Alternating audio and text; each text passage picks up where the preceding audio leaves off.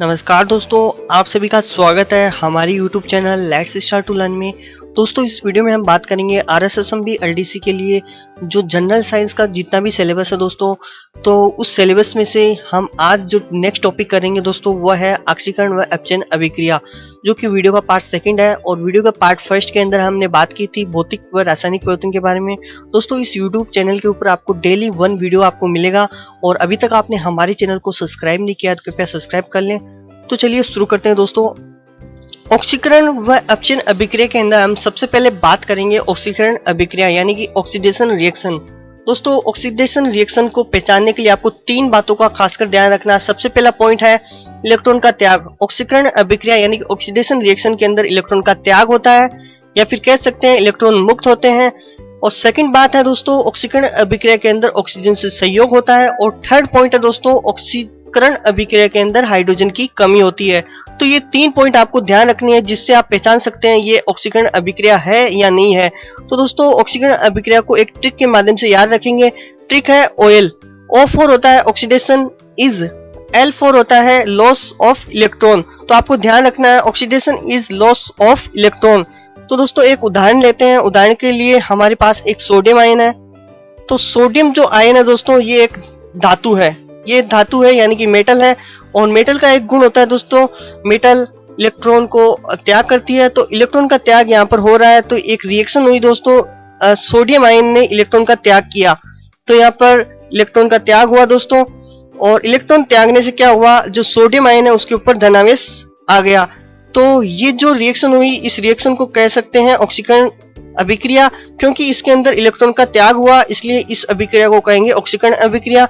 और यहाँ पर एक डेफिनेशन है जो आप ध्यान रख सकते हैं, जो कि आपको इस उदाहरण से कनेक्ट हो जाएगी। ऑक्सीकरण वह रासायनिक अभिक्रिया है जिसके फलस्वरूप किसी आयन पर धन आवेश बढ़ जाता है। तो यहाँ पर जो सोडियम आवेश पर सबसे पहले आवेश था वो 0 था।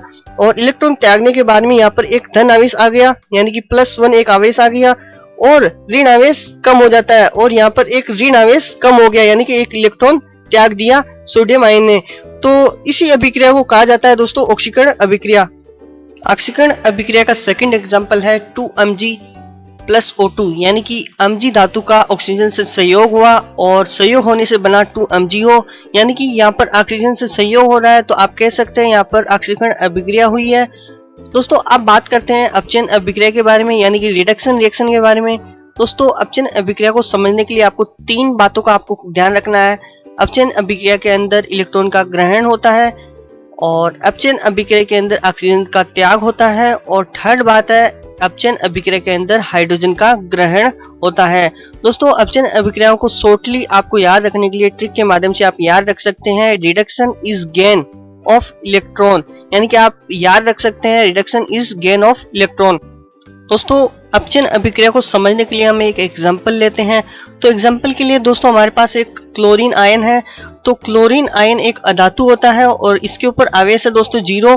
और अधातु की एक प्रॉपर्टी होती है दोस्तों, नॉन मेटल की एक प्रॉपर्टी होती है कि वह इलेक्ट्रॉन का ग्रहण करता है। तो क्लोरीन जो आयन है इसने 2 इलेक्ट्रॉन ग्रहण किए। 2 इलेक्ट्रॉन ग्रहण करने के लिए इसने 2 धनावेश को त्याग किया। तो दोस्तों, 2 इलेक्ट्रॉन यहाँ पर त्याग करने के बाद में ये एक अपचयन रिएक्शन हुई और ये अपचयन रिएक्शन होने के बाद में 2 क्लोरीन माइनस हुआ यानी कि इसके अंदर 2 इलेक्ट्रॉन ऐड हो गए और 2 धनावेश घट गए। तो दोस्तों, इस अभिक्रिया को आप इस तरह से समझ सकते हैं अपचयन वह रासायनिक अभिक्रिया है जिसके फलस्वरूप किसी आयन पर धन आवेश घट जाता है यानी कि यहाँ पर 2 धन आवेश का घटाव हुआ और यहाँ पर ऋण आवेश बढ़ जाते हैं और 2 इलेक्ट्रॉन यहाँ पर ऐड हो गए। तो दोस्तों, इसी तरह से आप समझ सकते हैं ये एक अपचयन अभिक्रिया है।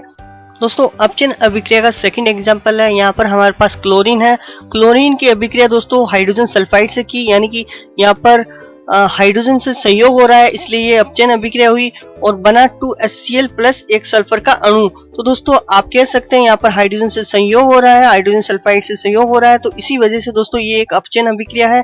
तो अब बात करते हैं दोस्तों रेडॉक्स अभिक्रिया क्या होती है। दोस्तों, रेडॉक्स अभिक्रिया के अंदर क्या होता है, ऑक्सीकरण व अपचयन अभिक्रिया दोनों अगर साथ में होती है तो उस अभिक्रिया को कहते हैं रेडॉक्स अभिक्रिया। दोस्तों, रेडॉक्स अभिक्रिया को एक परिभाषा से समझ सकते हैं जैसे कि ऑक्सीकरण व अपचयन अभिक्रिया एक साथ होने पर रेडॉक्स अभिक्रिया होती है, यानी कि ऑक्सीकरण व अपचयन अभिक्रिया अगर एक साथ होती है तो उसी अभिक्रिया को कहते हैं रेडॉक्स अभिक्रिया। दोस्तों रेडॉक्स अभिक्रिया को समझने के लिए हम एक एग्जांपल लेते हैं जिसके अंदर ऑक्सीकरण भी होगा और अपचयन भी होगा। तो दोस्तों हमारे पास सोडियम आयन है और एक क्लोरीन आयन है, इन दोनों का हमने संयोग करवाया और हमारे पास बना NaCl यानी कि नमक बना। तो इस अभिक्रिया के अंदर दोस्तों ऑक्सीकरण भी हुआ और अपचयन भी हुआ, और किस प्रकार हुआ वो हम देखते हैं। दोस्तों हमारे पास सोडियम आयन है और सोडियम आयन के ऊपर आवेश है 0, और सोडियम धातु प्रकृति का होता है, और धातु प्रकृति का होने की वजह से दोस्तों धातु की एक प्रॉपर्टी होती है कि वह इलेक्ट्रॉन का त्याग करता है। यानी कि यहाँ पर आप देख सकते हैं दोस्तों, जो सोडियम का आयन है इसने एक इलेक्ट्रॉन का त्याग किया, इसकी वजह से यहाँ पर एक धनावेश यहाँ पर आ गया। और इसी प्रकार दोस्तों यहाँ पर क्लोरीन के साथ हुआ। क्लोरीन एक अधातु प्रकृति का होता है, और अधातु की प्रकृति का होने की वजह से अधातु का एक प्रॉपर्टी होती है कि वह इलेक्ट्रॉन को ग्रहण करता है। तो दोस्तों अधातु प्रकृति के होने की वजह से क्लोरीन ने एक इलेक्ट्रॉन ग्रहण किया। एक इलेक्ट्रॉन ग्रहण करने की वजह से दोस्तों यहाँ पर एक इलेक्ट्रॉन का एडिशन हुआ। तो इसी वजह से दोस्तों यहाँ पर तो अपचयन अभिक्रिया हुई और यहाँ पर सोडियम के अंदर ऑक्सीकरण अभिक्रिया हुई, जो कि दोनों एक ही टाइम के साथ हुई। तो दोस्तों इसी कारण इसी अभिक्रिया को कहा जाता है रेडॉक्स अभिक्रिया। दोस्तों आपको हमारा ये वीडियो पसंद आया हो तो वीडियो को आप लाइक करें और चैनल को आप सब्सक्राइब करें। धन्यवाद।